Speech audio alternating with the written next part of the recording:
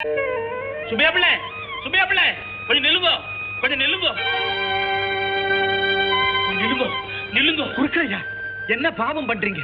நீங்க வந்து என் காலில் விழறா? என்ன சுபியா பிள்ளை, நான் ஒரு அல்பம். இந்த பல்லவ நாட்டு மன்னரே உம்ம கால்ல வந்து விழுந்தாலும் ஆச்சரியப்படுறதுக்கு இல்லையா? அபச்சாரம், அபச்சாரம். என்ன சொல்றீங்க? பல்லவ மன்னர் என் காலில் விழறா? ஆமையா, உம்ம பேத்திக்கு காமாட்சியினுடைய அருள் பரிபூர்ணமா கிடைச்சுடுத்தியா. அவ வாய திறந்து எது சொன்னாலும் அது அப்படியே பலிச்சு விடுறதுயா. ஆமையா, நீர் வந்து பாரும், வந்து பாருமே.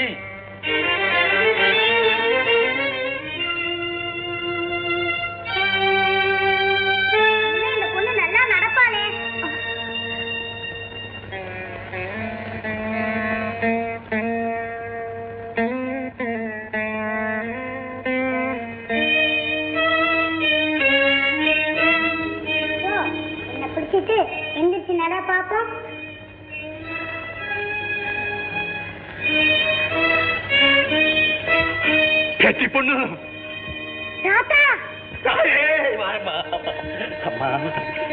குருக்களையா, இந்த குழந்தை யாரு என்னங்கிற விவரம் உங்களுக்கு தெரியும். தன் வாக்கு பலிக்கக்கூடிய மகத்தான சக்தி படைத்த இந்த குழந்தைய ஒரு பேராசக்காரன் வீட்டுல வளர்த்து அவன் போட்ட சோத்தை ஊட்டி விட்டான் பாருங்க. அதனாலதான் இந்த மாபெரும் சக்தி இத்தனை காலமும் மறைஞ்சு கிடந்திருக்கு. நான் காசிக்கு போய் கங்கையில மூழ்கின அந்த காலமே மறைஞ்சு கிடந்த சக்தி திடீர்னு பிரகாசிக்க ஆரம்பிச்சிருச்சு. ஆமா தாத்தா, இங்க காசிக்கு போன போயதான் அம்மா வந்துச்சு.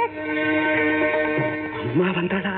ஆமா தாத்தா, அம்மா வந்து என்ன தூக்கி முத்தம் கொடுத்து கட்டி பிடிச்சு தன் நாக்கால என் நாக்கால எழுதி போட்டு அப்பாவை கூட்டிட்டு வந்துறேன்னு போயிருக்கு தாத்தா.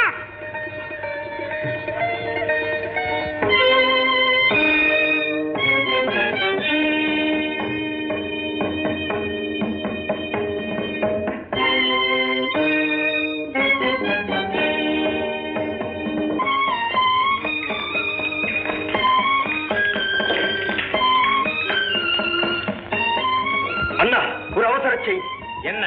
சாளுக்கிய மன்னன் மொழிச்சண்டைக்கு இழைக்கும் தோரணையில் மடல் அனுப்பியிருக்கிறார். சாளுக்கிய மன்னனா? ஆமா. காரணம், இன்று வரை அவன் கட்டி வரும் கப்பத்தை தொடர்ந்து கட்ட மாட்டானாம். அது மட்டுமல்ல, இனிமேல் நாம் அவனுக்கு கப்பம் கட்ட வேண்டுமா? மறுத்தால் போர் முனையில் சந்திக்க நேரிடுமா? விந்தையாக இருக்கிறதே. அவன் நம்மோடு போரிட்டு புறங்காட்டு ஓடி நம்மிடம் மண்டியிட்டு மன்றாடி ஓராண்டு ஆகவில்லை. ஒரு கால அண்டை நாட்டு மன்னர்களின் பக்கபலம் கிடைத்திருக்கலாம். இளவரசே, உண்மை அதுவல்ல.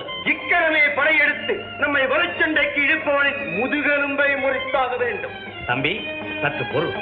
சாளுக்கிய மன்னன் நம்மை எதிர்க்க துணிந்தது படபலத்தை நம்பித்தானா அல்லது காபாலிகளின் தூண்டுதல் காரணமா? மன்னா, இந்த கட்டத்தில் அடியேன் இரண்டொரு வார்த்தை பேசுவதற்கு அனுமதிக்க வேண்டும். தாராளமாக பேசலாம். இந்த சிக்கலான விஷயத்தை பற்றி அன்னை காமாட்சியிடமே கேட்டு தெரிந்து கொண்டால். காமாட்சியிடமா? ஆமாம். தங்களுடைய கேள்விக்கு பதில் அன்னை காமாட்சியிடமிருந்து வந்தால் என்ன, அல்லது காமாட்சியே தனது திருநாவால் தீண்டும் திருவருள் பெற்றவரிடமிருந்து வந்தால் என்ன? யார் இந்த மகாவிஷ்ணுசாலி? மரகதம் என்ற சிறுமி. அவள் நம்முடைய ஆலயத்தில் தான் இருக்கிறாள். அவளுடைய வாக்கு அத்தனையும் பலிக்கிறது மன்னா. ஆமரசே, அந்த தெய்வீக சிறுமியை பற்றி நான் கூட கேள்விப்பட்டேன். அவளிடமே சென்று தாராளமாக கேட்கலாம். என்ன விசேஷம்? சுபியா பிள்ளை, என் வாக்கு பழிச்சு விட்டுதியா? உங்க பேத்திய பாக்கிறதுக்கு மகாராஜாவே வந்து இருக்காரு. அப்படியா? எல்லாரும் இப்படி வாங்க, இப்படி வாங்க.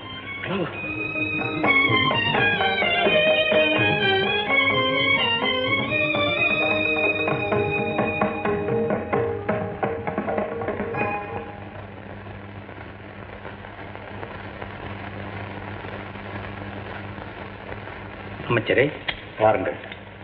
அமைச்சரே, இச்சிறுமியை பற்றி என்னால் எந்த முடிவுக்கு வர இயலவில்லை. அன்னை காமாட்சியின் அருளை பெற்றவளாக இருக்கலாம். இருந்தாலும் போரை பற்றி சிக்கலான விஷயத்தை இவளிடம் கேட்டு தெளிவர என் மனம் இடம் தரவில்லை. ஆகவே வழக்கம் போல் அன்னை காமாட்சியின் திருவுருளை நாடுவோம். அவள் சன்னிதானத்தில் நிற்கும்போது என் மனதில் என்ன தோன்றுகிறதோ அதை அவளாணியாக ஏற்று செயல்படுவோம். விசேஷ அபிஷேக ஆராதனைக்கு ஏற்பாடு செய்யுங்கள்.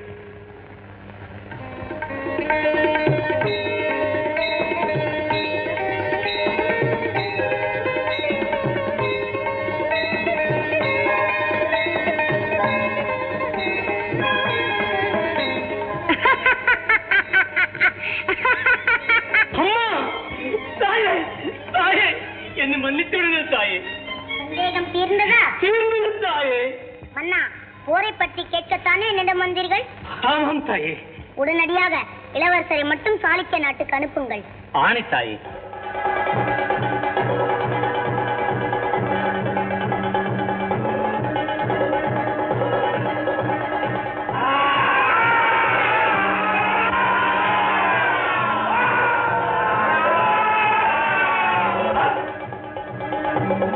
சாளுக்கிய மன்னா, குருதேவா, மாவீரனான பல்லவனுக்கும் மட்டையனான உனக்கும் நடக்க இருக்கும் மகத்தான போரில் வெற்றி உனக்கு கிட்ட வேண்டும் என்பதற்காகத்தான் இந்த மகத்தான யாகம்.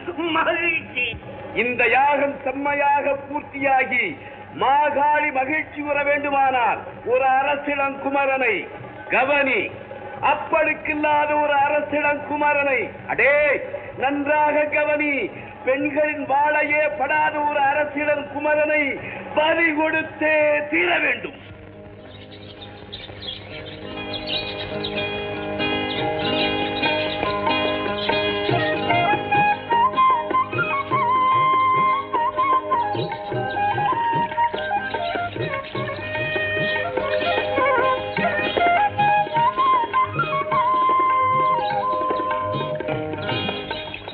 ரோகிணி, நீ சென்று சிகப்பு வண்ண பச்சிலை கொண்டு வா. இதோ.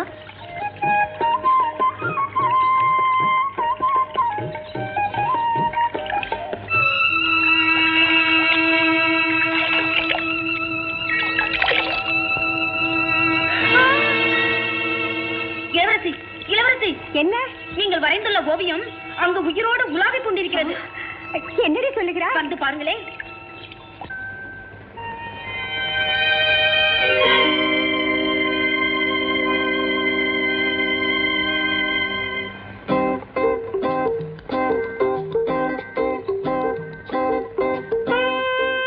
இப்பொழுதுதானே முதன்முறையாக சந்தித்தோம். இதற்குள் பல யுகங்களாக பார்த்து பழகிய பாவம் உன் கண்களில் மிதக்கிறது. அது எப்படி?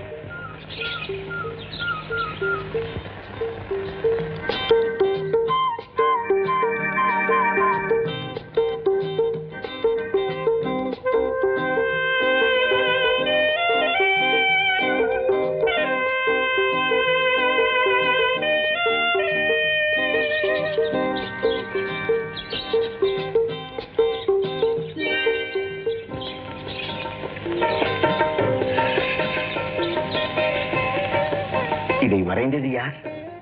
நானேதான். என் உருவத்தை தத்ரூபமாக வரைய உன்னால் எப்படி முடிந்தது? நான் கற்பனையில் கண்டு மகிழும் திருவுருவம் போல் தாங்கள் இருந்தால் நான் எப்படி குற்றவாளியாக முடியும்? கடோர பக்தியால் காளியை உபாசிப்பவர்கள் காபாலிகர்கள். அவர்கள் கைபொம்மையாக ஆடி வரும் சாளுக்கிய மன்னனின் திருமகளான உனக்கு இந்த நுண்கலை திறன் எங்கிருந்தம்மா வந்தது? நான் பிறந்தது சாளுக்கிய நாட்டில். ஆனால் நான் என்றென்றும் வணங்குவது ஸ்ரீ காஞ்சி காமாட்சியை தானே. அவளின் கருணையால் பேசும் பொற்சித்திரமான தாங்களே என்னை தேடி வந்திருக்கும் போது அந்த பேசாத சித்திரத்தை தீட்டும் நுண்கலை திறன் எனக்கேன் வரக்கூடாது? காமாட்சியை பூஜிப்பவளா நீ? ம். கலைகளின் இருப்பிடமான காமாட்சியின் திருவருள் உன்னிடம் எந்த அளவுக்கு இருக்கிறது என்பதை சோதனையில் இறங்கி பார்த்து விடுவோமா? எந்த வகையில்? கலையின் வாயிலாகத்தான். நான் தயார்.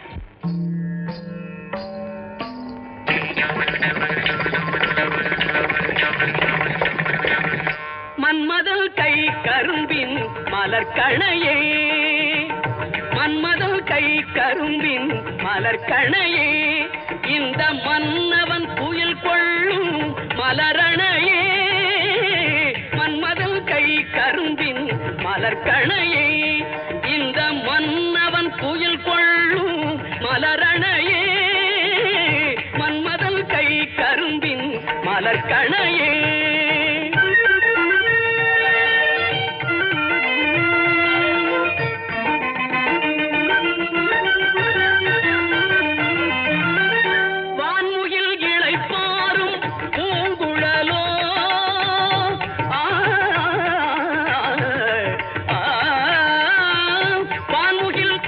பாரும் பூங்குழலோ இன்ப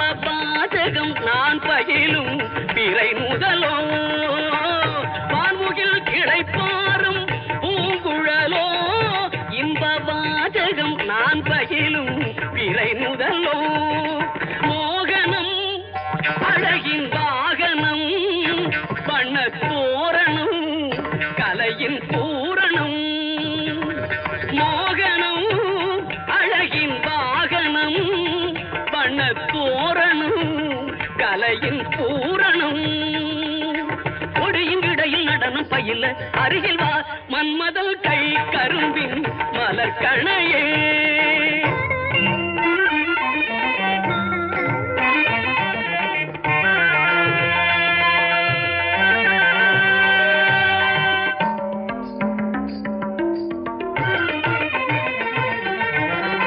நுண்கலை ஏடிருக்கும் நூலகம் நீதானோ பெண்கலை மதி கூட வஞ்சியும் நிழல் தானோ நுண்கலை ஏடிருக்கும் நூலகம் நீதானோ பெண்கலை மதி கூட வஞ்சியும் நிழல் தானோ மூவகை கனியினம் வைத்திடும் கொடியே நால்வகை குணமோடு நடமிடும் கிளியே மூவகை கனியினம் வைத்திடும் கொடியே நால்வகை குணமோடு நடமிடும் கிளியே பல்லவன் நெஞ்சினில் பரவிடும் சுகமே சுகமே மெல்லவும் வசத்தினில் மேவும் என் அகமே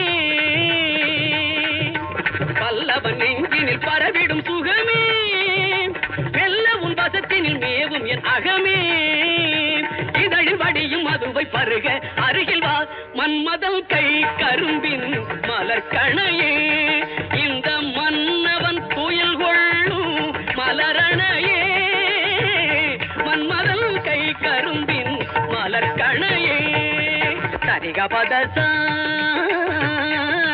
சதா பகரி சரிக பதசா மன்மதல் கை கரும்பின் மலர் கணையே சாத சத பக பதீரி கரி சத சகாக பதீரிக சரித சகா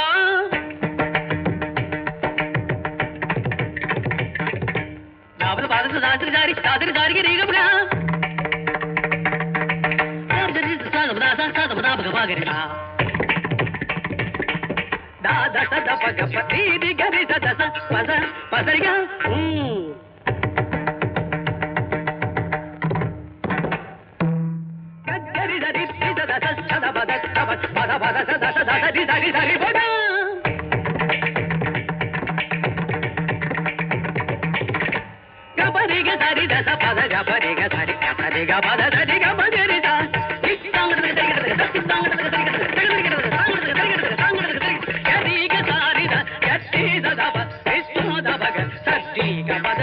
மன்மதன் கை கரும்பின் மலர் கணையே